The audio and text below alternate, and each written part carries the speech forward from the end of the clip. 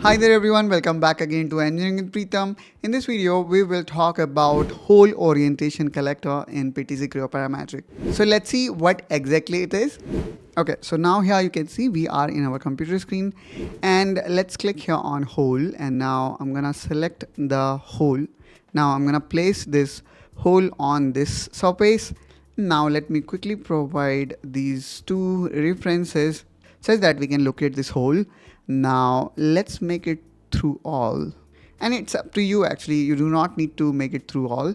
Now I'm gonna select this hole orientation reference collector. Just click on that.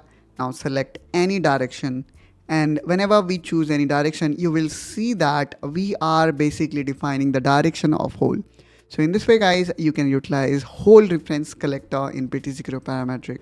I hope guys you find this video helpful, informational. If yes, then do like and subscribe to Engineering Pritam to follow complete PTC Creo Parametric series, and I will catch you soon with one such another video. Till then, you take care and bye bye.